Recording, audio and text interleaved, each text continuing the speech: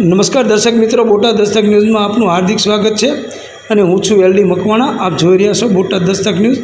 હવે પછીના સમાચાર વિગતવાર। સૌરાષ્ટ્રમાં જતો 49 લાખનો દારૂ ઝડપાયો। અમદાવાદ પીસીબીએ ગોતા બ્રિજ નીચેથી 21,168 દારૂની બોટલ જપ્ત કરી। નરોડા પોલીસે ગોડાઉનમાં છુપાયેલો જથ્થો ઝડપ્યો। અમદાવાદમાં પીસીબીની ટીમે ગોતા બ્રિજ નીચેથી 21,168 દારૂની બોટલ જપ્ત કરી છે। પીસીબીએ 49 લાખથી વધુનો દારૂ જપ્ત કર્યો છે, ત્યારે નરોડા પોલીસે પણ સંખ્યાબંધ દારૂની બોટલોના હેરફેરનો પર્દાફાશ કર્યો છે। બુટલેગર્સને રોકવા માટે state monitoring cell, PCB, local crime branch તેમજ સ્થાનિક પોલીસ મેદાનમાં ઉતરી છે। પીસીબીની ટીમને બાતમી મળી હતી કે એક દારૂ ભરેલી ટ્રક વૈષ્ણોદેવી સર્કલથી સરખેજ તરફ જઈ રહી છે।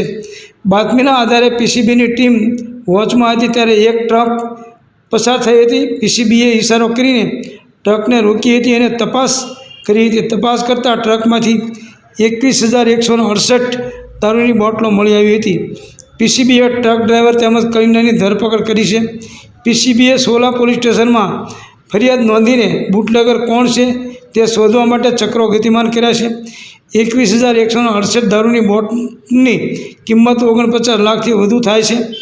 આધારભૂત સૂત્રોના જણાવ્યા અનુસાર સૌરાષ્ટ્રના બુટલેગરે દારૂ મંગાવ્યો હતો। ચંદીગઢથી દારૂ આવ્યો હતો અને જેને સૌરાષ્ટ્રમાં લઈ જવાનો હતો।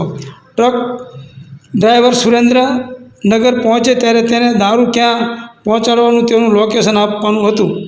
આ સિવાય નરોડા પોલીસે પણ કારમાંથી દારૂનો જથ્થો જપ્ત કર્યો હતો।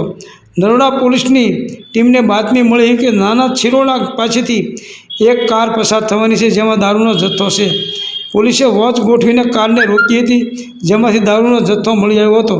પોલીસે રાકેશ પવારની ધરપકડ કરી હતી અને તેની પૂછપરછ કરતાં તેણે લીંબડિયા ગામના ગોડાઉનમાં બીજો દારૂ છુપાયો હોવાની કબૂલાત કરી હતી।